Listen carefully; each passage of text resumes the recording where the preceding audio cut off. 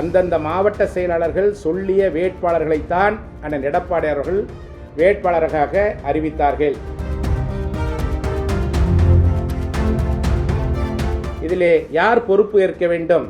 அந்தந்த மாவட்டங்களிலே அவர்களால் பரிந்துரை செய்யப்பட்ட வேட்பாளர்கள் படுதோல்வி அடைகிறார்கள். கழகத்தின் சார்பிலே போட்டியிட்ட வேட்பாளர்கள் வெற்றி வாய்ப்பினை இழக்கிறார்கள்.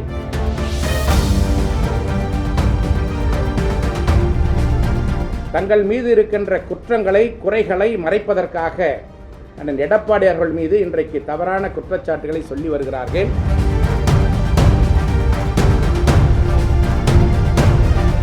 இரண்டாயிரத்தி 26ஆம் ஆண்டு நடைபெற்ற சட்டமன்ற தேர்தலில் தமிழகத்திலே கட்சி ரீதியாக செயல்பட்டு கொண்டிருந்த 82 மாவட்டங்களை சேர்ந்த மாவட்ட கழக செயலாளர்களை எல்லாம் நேரடியாக அழைத்து ஆலோசனை செய்து அந்தந்த மாவட்டத்தில் இருக்கின்ற மாவட்ட செயலாளர்கள் அவர்களுக்கு உட்பட்ட தொகுதிகளுக்கு வேட்பாளர்களை பரிந்துரை செய்ய வேண்டும் என்று சொன்னார்கள்.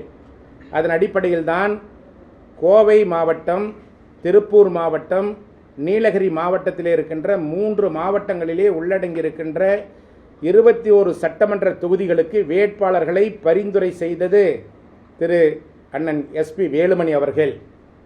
அதேபோல நத்தம், திண்டுக்கல் மாவட்டத்திலே அவரது மாவட்டத்தில் இருக்கின்ற தொகுதிகளுக்கு வேட்பாளர்களை பரிந்துரை செய்தது அண்ணன் நத்தம் விஸ்வநாதன் அவர்கள்.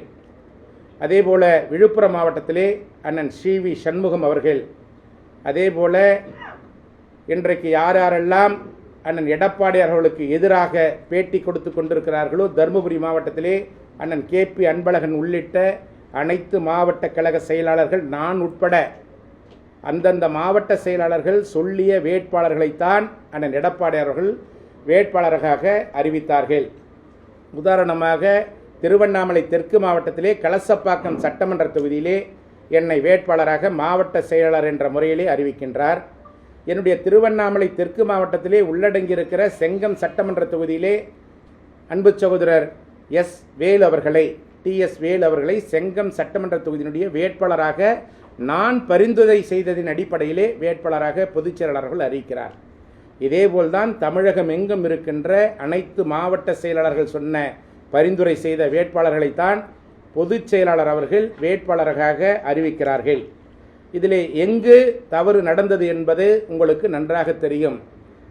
அந்தந்த மாவட்டத்தில் இருந்த மாவட்ட செயலாளர்கள், அமைச்சர்களாக இருந்தவர்கள் அந்தந்த மாவட்டங்களிலே குறுநில மன்னர்களாக செயல்பட்ட காரணத்தினால்தான் அவர்கள் சொன்ன பரிந்துரையின்படி அவர்களால் அறிமுகப்படுத்த வேட்பாளர்களைத்தான் அண்ணன் எடப்பாடி அவர்கள் வேட்பாளராக அறிவிக்கிறார்.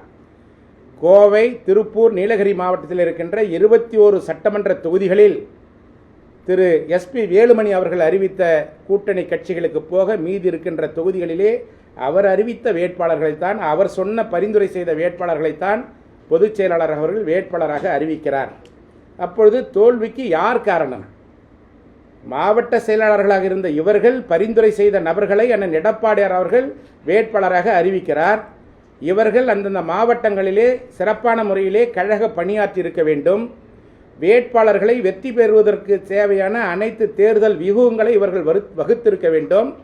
அண்ணன் எடப்பாடியார் அவர்கள் தமிழகத்தில் இருக்கின்ற 234 தொகுதிகளிலே 196 தொகுதிகளுக்கு நேரடியாக சென்று ஒவ்வொரு தொகுதியாக தேர்தல் பிரச்சாரம் மேற்கொண்டு கடுமையான உழைப்பினை தந்தார்கள். அவருடைய கடுமையான உழைப்பின் காரணமாகத்தான் தமிழகத்திலே தேசிய ஜனநாயக கூட்டணி அண்ணன் எடப்பாடியார் தலைமையிலே சந்தித்த தேர்தலில் ஏறக்குறைய 1,35,00,000 வாக்குகளை பெற்று தந்தார்கள். கூட்டணியோடு சேர்த்து 53 இடங்களில் அண்ணன் எடப்பாடியாருடைய தனிப்பட்ட செல்வாக்கின் காரணமாகத்தான் வெற்றி பெற்றது. இதிலே யார் பொறுப்பு ஏற்க வேண்டும்? அந்தந்த மாவட்டங்களிலே அவர்களால் பரிந்துரை செய்யப்பட்ட வேட்பாளர்கள் படுதோல்வி அடைகிறார்கள். கழகத்தின் சார்பிலே போட்டியிட்ட வேட்பாளர்கள் வெற்றி வாய்ப்பினை இழக்கிறார்கள்.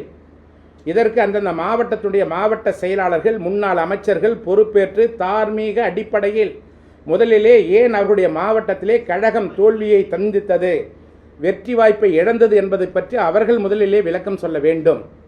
தங்கள் மீது இருக்கின்ற குற்றங்களை குறைகளை மறைப்பதற்காக அண்ணன் எடப்பாடி அவர்கள் மீது இன்றைக்கு தவறான குற்றச்சாட்டுகளை சொல்லி வருகிறார்கள். தார்மீக பொறுப்பு ஏற்க வேண்டும் என்று சொல்லுகிறார்கள்.